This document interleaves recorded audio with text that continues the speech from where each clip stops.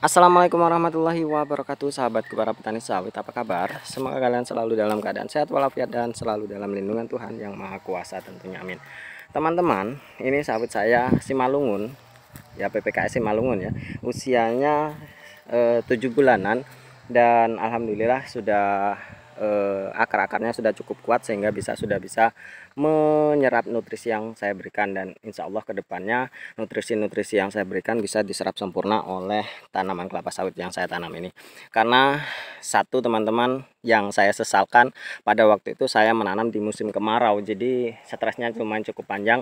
Ini menjadi perhatian dan menjadi catatan bagi teman-teman kalau mau tanam sawit, usahakan di bulan-bulan penghujan ya, sekitar awal-awal bulan 11 sampai bulan 3 akhir teman-teman. Itu kalau bisa lakukanlah penanaman di bulan-bulan itu. Kalau kalian menanam di bulan 5 seperti yang saya lakukan, ini stresnya lumayan cukup panjang dan perkembangannya ini agak sedikit terlambat, karena memang akar-akarnya itu ketika dia membutuhkan air untuk menyebarkan akar, untuk pertumbuhan akarnya, air itu tidak tersedia karena memang tanaman kelapa sawit ini membutuhkan air yang lumayan cukup banyak untuk tumbuh kembangnya. Jadi catatannya teman-teman, jangan lakukan penanaman di bulan 3 ke atas sampai 11 ke bawah, itu biasanya masih dalam musim kering, dan itu catatan dan menjadi pelajaran bagi kita semua. Nah, teman-teman, yang ingin saya bahas di sini, apa sih yang biasanya terjadi terhadap sawit kita yang memang masih usianya masih di bawah 1 tahun. Nah, ini sebagai cerita pengalaman saja, semoga teman-teman itu biar tidak kaget dengan apa yang terjadi dengan sawit kalian nanti ketika setelah tanam usia 0 sampai 1 tahun. Nah, teman-teman, apa sih yang terjadi? Biasanya itu melihat dulu dari benih yang kita tanam, teman-teman. Kalau usia benih yang kita tanam ini usianya di bawah 1 tahun, biasanya ini ya, biasanya itu rentan sekali terhadap serangan hama, baik itu tikus, babi, landak, kumbang tanduk, monyet, dan lain sebagainya. Hewan-hewan yang memang menyukai tumbuhan-tumbuhan seperti itu, bahkan sapi, ataupun kambing dan lain sebagainya, atau hal lain sebagainya lah seperti itu. Atau bahkan belalang, teman-teman. Belalang itu juga salah satu hama yang memang menjengkelkan ketika memang kita tanam dalam kondisi sawit yang masih kecil, itu biasanya malah daunnya bisa gundul. Maka dari itu saran saya, tanamlah sawit sekitar usia 1 tahun hingga 1 tahun setengah lah, itu paling tua. Nah, di sana serangan hama itu yang masih sering terjadi. Apa yang harus kita lakukan? Tentu kita harus melakukan proteksi terhadap tanaman kita supaya memang laju pertumbuhannya itu memang terus stabil. Kalau dia terganggu oleh hewan-hewan atau apa namanya, hama-hama yang memang mengganggunya, akhirnya atau akibatnya itu nanti tanaman kelapa sawit kita ini akan terhambat pertumbuhannya, dan tentu itu akan menjadi pengganggu target kita yang 2 tahun bisa kita panen, sudah berproduksi akhirnya tertunda.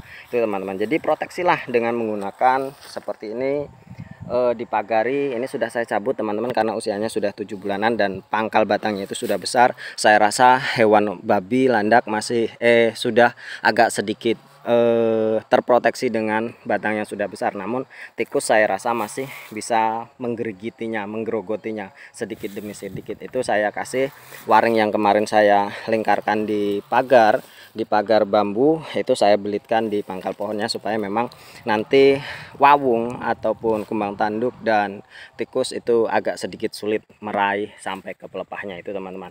Jadi kita harus melakukan proteksi dengan menggunakan apa namanya, seperti ini, pagar, kemudian dengan menggunakan pestisida, dengan menggunakan racun-racun hama. Kemudian usahakan kebun kita ini selalu bersih, teman-teman. Jangan sampai terjadi semak belukar di sana. Karena apa? Karena ketika semak belukar itu terjadi di kebun kita, bukan hanya menghambat pertumbuhan dari kelapa sawit kita, hama-hama itu akan bersarang di sana seperti tikus, babi, landak, dan lain sebagainya. Yang kedua, ketika memang kebun kita ini serut atau memang banyak ditumbuhi gulma yang berdaun lebar tinggi-tinggi, maka tikus itu akan senang di sana karena pemangsa-pemangsa seperti burung pemangsa di malam hari tidak bisa melihatnya. Jadi dia di sana santai-santai saja memakan sawit kita, dan ketika kita ke kebun melihat sebagian sawit kita ini sudah hancur, sudah tumbang sebagiannya, kita akan menangis tua. Benih yang kita beli dengan harga yang mahal atau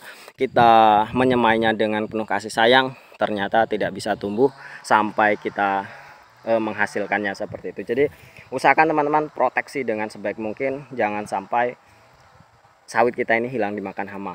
karena memang berkebun kelapa sawit memerlukan tenaga ekstra di awal-awal penanaman hingga usia 3 tahun. Kemudian ketika kita menggunakan benih yang terlalu tua, maka yang akan terjadi adalah stres yang terlalu lama.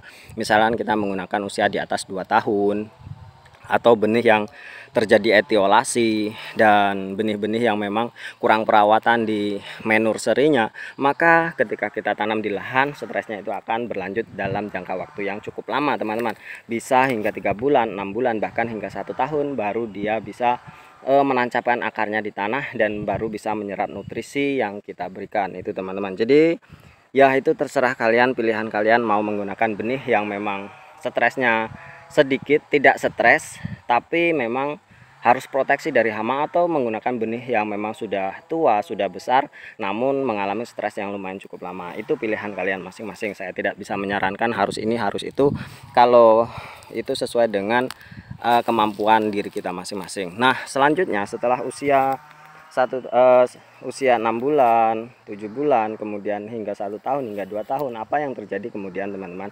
Biasanya usia-usia itu akan banyak terkena jamur teman-teman. Baik itu jamur kulvularia yang berbintik-bintik atau jamur kuncup busuk. Nah, itu bisa saya definisikan sebagai jamur karena memang entah ulat entah apa, biasanya itu terkena serangan penyakit seperti itu. Apalagi kalau kita melakukan pemupukannya itu sangat-sangat jarang sekali atau memang sangat-sangat minimal sekali, maka penyakit-penyakit itu akan mudah menyerang bagi tanaman kita teman-teman. Itu yang terjadi. Kemudian setelah selanjutnya jamur yang memang sering menyerang, dari mulai pelepahnya yang melingkar-lingkar, pelepahnya busuk, kemudian daunnya yang bercak-bercak.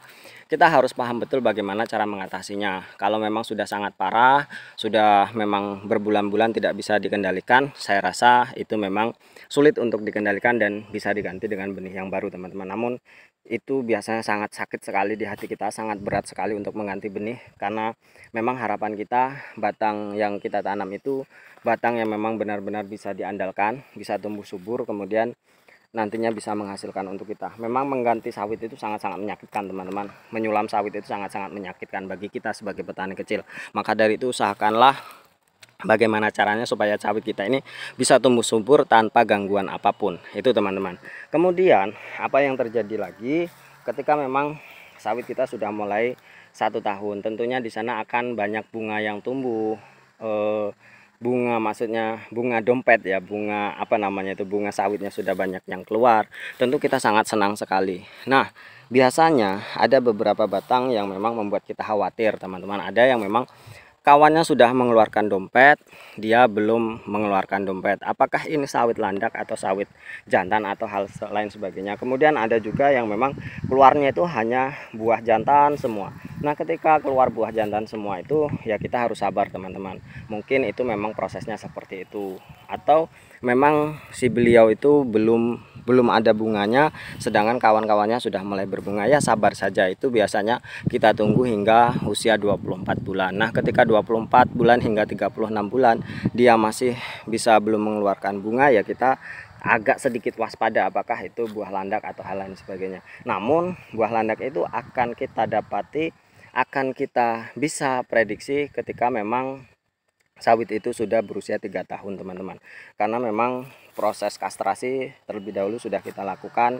Dan kemudian biasanya sawit-sawit yang memang berbunga lambat itu biasanya ada kelainan, atau bahkan ada juga yang memang dia lambat berbunga, setelah berbunga akan menghasilkan buah yang besar. Itu ada teman-teman, saya contohnya ada di video saya ini juga ada.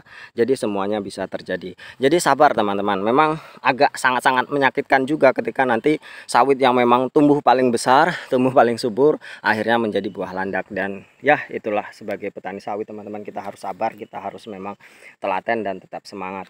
Lalu apalagi yang terjadi? Ya tentunya banyak sekali hal-hal yang akan kita hadapi teman-teman ketika memang rumput yang sering tumbuh. Kita harus melakukan pembersihan hampir 3 bulan sekali, itu sudah sangat-sangat membuat kita jengah ya. Namun tetap harus bersabar, harus tetap lakukan pembersihan supaya memang tumbuh kembang dari kelapa sawit kita ini tetap terjaga. Mungkin hanya ini teman-teman, semoga bermanfaat. Terima kasih atas perhatiannya. Wassalamualaikum warahmatullahi wabarakatuh.